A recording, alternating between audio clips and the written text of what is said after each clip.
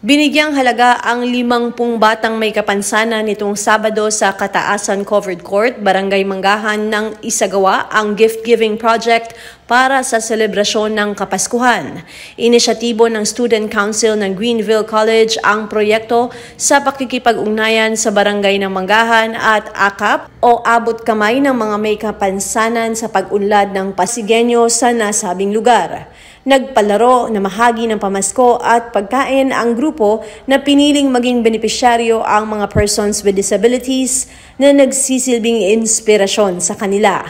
Samantalang nagpasalamat ang presidente ng AKAP Manggahan sa tulong na ito at ibinahagi ang planong maging katuwang ang Greenville sa isang buong taon para sa mga proyekto para sa kanilang samahan. Itong programa po na ito na nagaganap ngayon ay gift-giving po to, na ang sponsor po ay yung Student Council ng Greenville College na makikita po sa Green Park, Barangay Manggahan.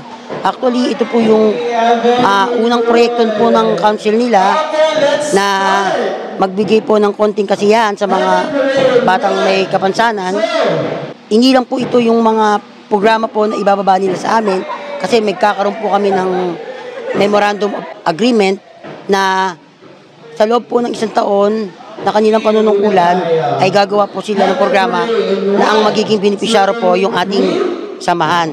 Kaya ang partner po natin dito ay Barangay Manggahan at ang Student Council po ng Greenville College. Sa pangunguna po ng kanilang advisor si Madam Rog at ang kanilang president po si Sir Ringel. Siyempre nagpapasalamat din po ako sa Barangay Manggahan sa pangunguna po ng ating bagong kapitan, si Captain Cruz, na sila po ang nag-endorse po sa aming samahan na kami po yung mapili na mababaan nga po ng ganitong proyekto o programa para sa mga may kapansanan natin na mga bata.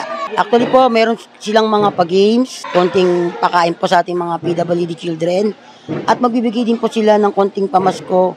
Alam ko po ng ating mga kabataang may kapansanan ay masaya po ngayon, nakikita ko naman sa kanila na ito lang kasi yung mga panahon na alam ko na nabibigyan sila ng pansin, nabibigyan sila ng konting pamasko na alam ko pong magpapasaya sa kanila.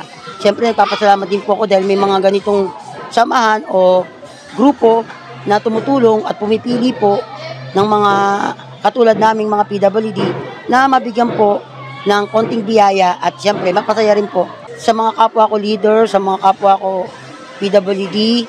Sana may mga ganito ring grupo o makipag-engage sila o makipag-collab sila sa mga grupo na tumutulong po sa mga PWD at lalong-lalo na po sa mga kabataan natin. Kahit walang-wala talaga tayo, panahon na naghihirap tayo, alam ko, magkakaroon pa rin po tayo ng mga pagkakataon na may magbibigay at mayroong tutulong at magpapasaya po sa ating mga membro ng mga PWD. Kitang-kita naman po natin na masaya sila and jolly po lahat. Noong una po talaga, parang wala po kaming mapili kung anong i-outreach program namin.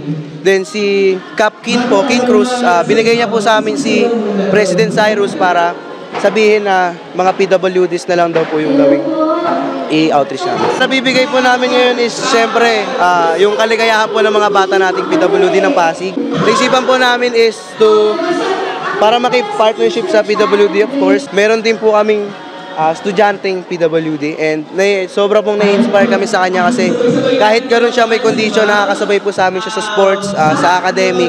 And naisip po namin na yung kung kaya niya, kaya rin po ng lahat. Message ko lang is laging magpatuloy sa buhay kahit na may kapansanan kayong dinadala. Huwag natin hayaan na manghusga yung ibang tao para sa atin. Ako si Luan Peñano para sa latest ng iNews Pasig.